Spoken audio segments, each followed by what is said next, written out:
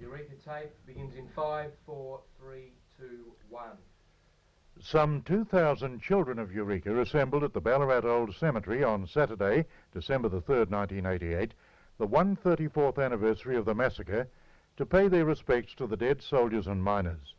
The Mayor, Councillor Wanda Chapman, spoke at the Soldiers' Memorial. Ladies and gentlemen, it is with a great sense of pleasure that I welcome all present to this major event of the weekend.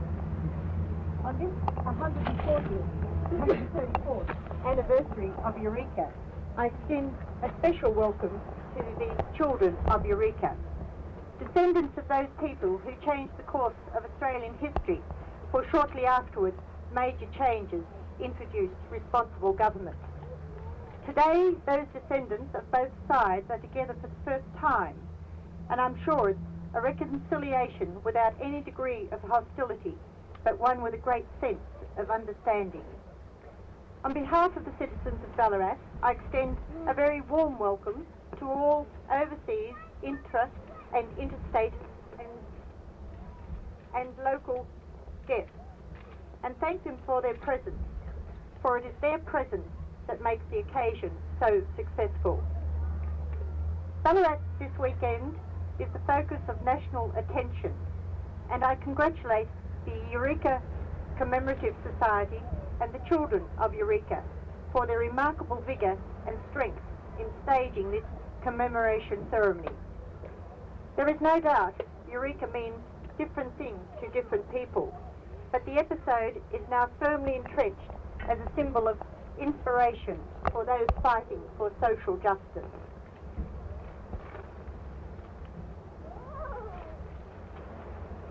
In our bicentennial year and our city's 150th celebration, this day we recognise the significant event of Eureka and commemorate and pay tribute to the diggers and soldiers who lost their lives on that fateful December the 3rd, 1854.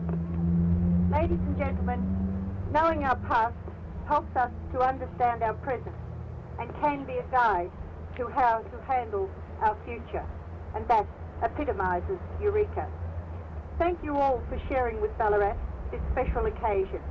May you all enjoy this weekend and take with you many happy memories of today and your visit to Ballarat.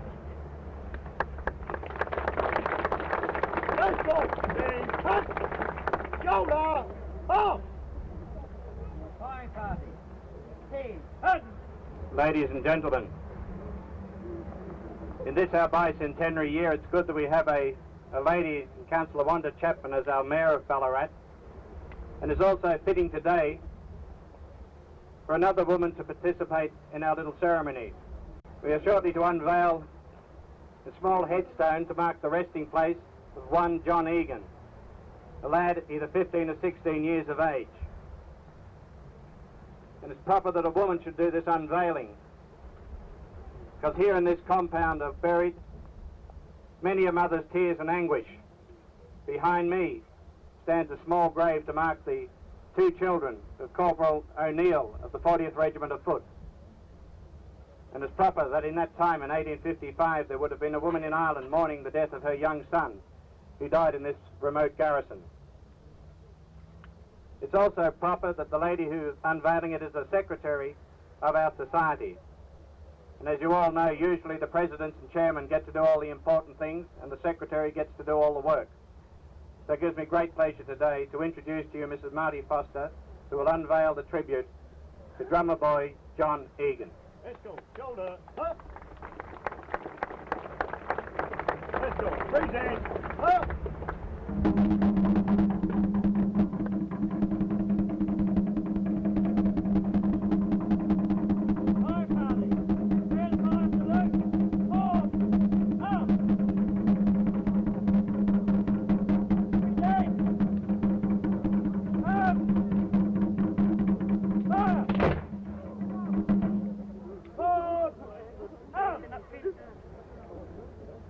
After the laying of wreaths on the Soldiers' Memorial, the assembled people then moved off to the Miners' Memorial for a wreath-laying ceremony. But first of all, I made this interview. A gentleman who knows a lot about the history of Ballarat and the Eureka Stockade is the doyen of the real estate industry here in Ballarat, Mr. Edgar Bartrop. What did you think of today's ceremony, Mr. Bartrop? I was delighted, first of all, to see the number of Ballarat and other people who attended this commemorative service. Again, if I may say so, whoever conceived the idea of seeking out the descendants of the folk who took part in 1854, the 4th of December, should be congratulated. I rather suspect it might have been a chap named Bob O'Brien, a well-known journalist who has been very, very active in the Eureka celebratory affairs of recent years, and I'm looking forward to getting a copy of his book, which took him 13 years to research, dealing with the affair at Eureka. And furthermore, I believe he has proven beyond doubt that the actual site of that affair was not where at present there is a dome, obelisk and all the rest of it, and cannons got nothing to do with Eureka. If the spot, as in the case of Gettysburg and the States could be used, be worthwhile. I am looking forward to reading Bob O'Brien's story of Eureka. Well, thank you indeed, Mr. Bartrop, for those kind words. I take it that you agree with me that this is a long overdue recognition of Eureka today. Without any question, it has made Ballarat part of Australian history. And unfortunately, for too many years, we people in Ballarat, and this is before Bob and Ross O'Brien came to live in this district, have celebrated in a perfunctory sort of way. At the present time, I'm told by my colleagues in real estate that if you were to go downtown to seek accommodation at the moment, you couldn't get it because Ballarat's booked out. Thank you indeed, Mr. Edgar Bartrop. Thank you. Mr. John Mildren, MHR, represented the Prime Minister at the ceremony at the miners' graves. Then Mr. Peter Tobin, the chairman of the Eureka Commemorative Society, introduced the speaker for the day for the Austin McCallum oration, Mr. Peter Hiscock. It is of very great importance for tourism people to fasten upon those things which are unique to our Australian culture, those things which make us different as people. I despair of things like the National Tourism Awards, which tend to not discriminate but between things which are ours, things which we can be remarkably proud of and which are different about us, and things which are straight out imports from overseas, particularly from America. I think more and more in our tourism circuit we have to find the things that are peculiar to us, and undoubtedly we have to start with the Aboriginal people and the way in which their very rich society, their very rich social fabric can be interpreted to people, so to move forward from there. And I therefore commend those who are responsible for these celebrations for bringing us one step closer towards an identification with things which are remarkably Australian and which we should all be eminently proud of. Thank you very much for the opportunity of talking today. That was Peter Hiscock speaking at the Austin McCallum Memorial Oration at the Old Cemetery on Saturday, December the 3rd, 1988. I then looked round the vast crowd for somebody interesting to interview, and I certainly found one.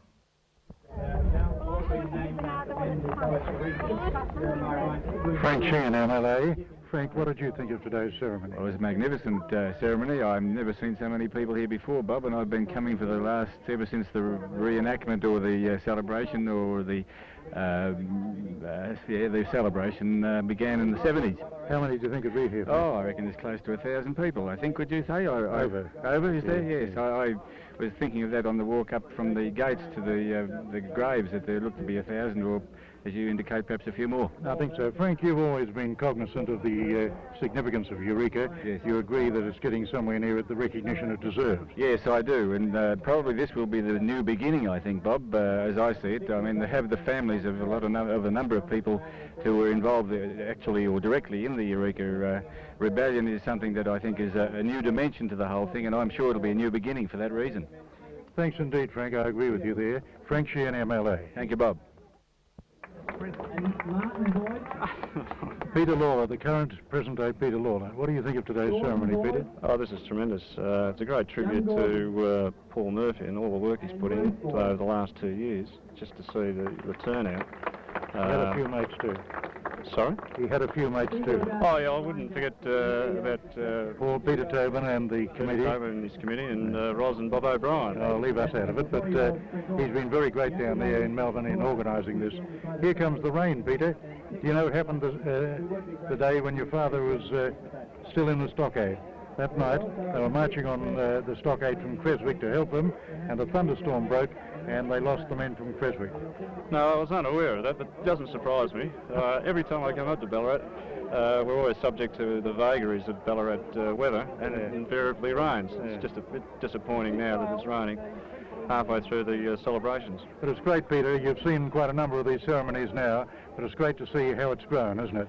Well, I think this is the biggest and the best so far. It by and far rivals the 130th, which I thought up until then was the largest. And as I say, if it wasn't for the work of a few people, Paul Murphy, yourself and the committee, we just wouldn't have this sort of turnout. That's great, and the recognition is being rightly accorded now after all those years. That's what gratifies me. Well, it gratifies me too, because Ballarat, or Eureka itself, was a landmark in Australian history, and let's not forget that. And with a crowd like we have today, I don't think there's any chance of that happening. Indeed. Great to see you again, and thanks very much indeed. Peter Lawler, the 4th? The 5th. The 5th. We'll remember that. It's been a pleasure. Thanks, Peter. I suppose one of the best-known names in the Eureka story, next to Peter Lawler, would be Carboni Raffaello. That's the way he liked to describe himself. His family name was Carboni, and his Christian name was Raffaello, but he signed his book Carboni Raffaello. We have a descendant of Carbonis here, and Mr. Patrick Hanrahan, who's Australian living in Rome, is going to interpret for us because Ivo, that's right? Ivo? Yes. Ivo Carboni is not English-speaking. Well, Patrick, if you'd ask Ivo, what are his impressions of this gathering today? Che reazione hai avuto a questa riunione qui oggi? Dopo lei traduce, no? Sì, sì. Non mi aspettavo una cosa di questo genere, anche se il tempo ha rovinato, diciamo... So I didn't expect it to be so big, and he's sorry that the rain came and dispersed it at the end. Sono molto contento di trovarmi oggi qui, perché penso che non mi sarebbe mai capitato se non avessi avuto l'occasione di vedere questa cerimonia, eccetera, così. He is very, very happy to be here today, and he is amazed that this is really happening to him, because he never expected something like this to happen to him in his life. Patrick, does Ivo realise the great part that his ancestor played in Eureka? Ma tu ti rendi conto della parte importante che ha avuto il tuo antenato in questa faccenda? Allora, finché ero in Urbino potevo soltanto immaginare per quello che aveva fatto così, ma adesso che sono qui sto constatando che veramente ha fatto grandi cose, infatti la gente lo ammira. Well, when he was in Urbino, it seemed something very, very far away from his life, and it was only when he came here that he realized just how important the presence of his ancestor was in this particular event. Are there any other Carboni relatives connected to Raffaello that he knows of? Ci sono anche altre persone o anche parenti tuoi che erano collegati a questa faccenda qui, o era soltanto Raffaello?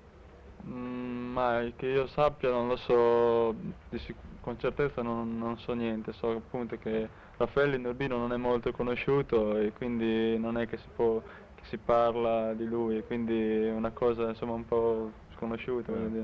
So he doesn't know if there are any other Carbonis involved in the thing, and in fact they only recently discovered this connection, the Australian connection, Has or he its read the book importance. by Raffaello? He's got the book with him here now, hasn't he? The Italian version? Yeah. Oh, great. Yes. Great, Italian version. Well, I hope you have a very happy stay here, Ivo, and La tua permanenza qui è una cosa molto piacevole. come back to Australia someday. E ritorni all'Australia un giorno. Ritornare, sarei molto contento di ritornare, anche se questi giorni è andato tutto per il meglio, anche se qualcosa, ho nostalgia di qualcosa dell'Italia, insomma. So he's had a marvellous time here, but he does feel a certain nostalgia even now for Italy, but he hopes to be back someday. Well, when he's a noted judge, having completed his law scholars and made a fortune, allora, maybe he'll come back. Quando sei un giudice molto importante, dopo questi studi di università, forse ritornerai molto ricco e famoso. Lo spero con cuore, insomma. He also hopes that's what's going to happen. Now, Patrick, about yourself, you are a descendant too. Who was your ancestor? Well, I've got ancestors on both sides of the family. My great-grandfather, Michael Hanrahan, was part of the organisation of the Eureka, and my great-granduncle on my mother's side was arrested for treason for the same affair. Was he one of the prisoners? The 13? Yes, he was, yes. Michael Toohey, his name was. Yes. I'm just finishing a book on it, Patrick, and Toohey features quite a lot. In the current issue of the Ballarat News, there's a mention of him too during the trial. Yes, yes. I hope you have a happy stay. You've lived for a long time in Rome. Yes, I lived in Rome for 20 years, in fact, yes. So, I'm going back there next month. The next activity on Saturday was at Bakery Hill, the cradle of Eureka. And we'll let the tape speak for itself there. I think you'll get the message. After that, we moved our microphone right down to Eureka Park for some interesting developments. Defend our rights and liberties.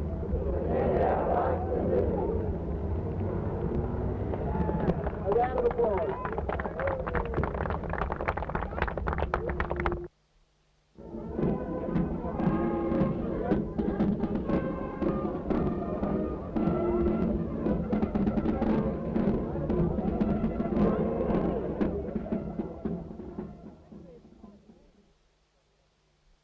Gentleman whose grandfather was one of the troopers at Eureka. What was his name, sir? Trooper John King.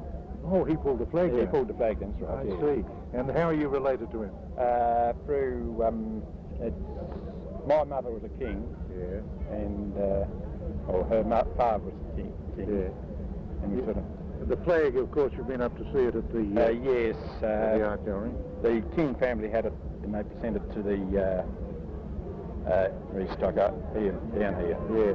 What do you know about your grandfather King? Do you know much about his activities later on? Well, I think he got out of the army, and then he became a miner, then he went on to farm. Yeah. He was a trooper in the army, not in the police, was he? Trooper in the police, I think. That's what I thought, yeah, yes. Trooper John King. Yes. Oh, well, that's very interesting. You'd find a lot to interest you here today, wouldn't you? Yes. Yeah. There's few of the descendants are there. Nice to have met you. Yeah, thank you.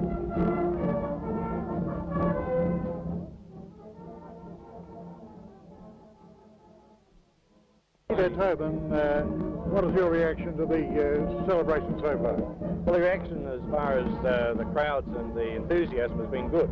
The weather's been a bit unkind today. The weather's been very unkind. First time in 9 years they've had to pick today.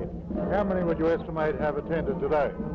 I'd say at the cemetery there'd be between 18 and 2,000 people at the cemetery. And I think we've lost a few from that. I think the rain's deterred a few. But hopefully now the clouds are breaking up, they might come back for tonight's celebration. I suppose you're hoping that the rain will stop for the burning of Bentleys. It's either that or more kerosene on Bentley. Thanks, Peter Tobin. Thanks.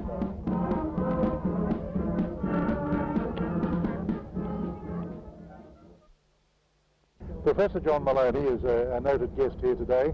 Well, what is your reaction to the occasion? Well, I thought apart from the weather, mate, it was splendid. I thought it was conducted with very great dignity and restraint, and I think in particular the fact that, the people that are here, the descendants that are here, come from both sides, as it were, of the struggle. That's a great thing.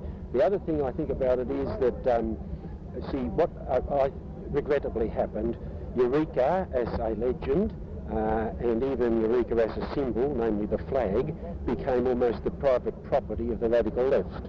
Now, I don't deny the rights of the radical left. All I say is that as a kind of reaction, the generality of Australian people, they as it were, reacted to that. But you see, this legend, this heritage, doesn't belong to any section of the Australian people. It belongs to the whole people. And I think today we've taken a step to address that and make the legend and the heritage part of us all. Indeed, I agree with you, John. Did you read today's Age yet? I did, yeah, I did. He quotes quite liberally from John Maloney's book. Yes, yeah, well, that's right. That's very kind of John. Must have been gratifying. Yeah, that's right. Yeah, that's right. Well, it's you're quite right, and of course the small businessmen would have just as much right to that flag as the small right. Absolutely. Because they all own their own holes, their own tools. That's right. Self-employed. That's right. Well, they scarcely, they hardly own their own holes. They paid enough. They paid enough. They should have owned them. Quite right. But no, you're quite right. It was. I mean, I wouldn't go as far as some, for example, Blaney did in talking about them as, you know, small capitalists. And nor were they fly-by-nighters in the sense that they all just wanted to make a quid and run away. They were concerned about where they were going to go once the gold ran out, which is why the agitation, of course, of the opening of the lands. Well, I've always firmly believed that, you know, when you talk about a revolution, well, for God's sake, how could you make this into a revolution? I'll say further than that. Had it been indeed a revolution, it would have been crushed. The whole thing would have been regarded as dirty, obscene. Those fellows that were put on trial would have been hanged. There's no question of it. In Government House in Melbourne, they knew that wasn't a revolution. Reid over here knew this wasn't a revolution. That's why right into Melbourne, we've got to catch them with arms in their hands. This democratic movement, as he called it, you see. Now, what they were standing up was human dignity and the rights and liberties of free citizens. And by God, that's enough, isn't it? It certainly is. You bet it is. Professor John Maloney, here at Eureka. Thank you, Professor. Good on you. Unfortunately, the highlight of Saturday's events was cancelled because of rain. That was the burning of Bentley's reenactment. The weekend went on, however, with a magnificent reenactment on Sunday of the massacre in the presence of Eureka's children themselves, and it concluded with a grand concert in Eureka Park. Reporter Bob O'Brien, producer Rob Snedden.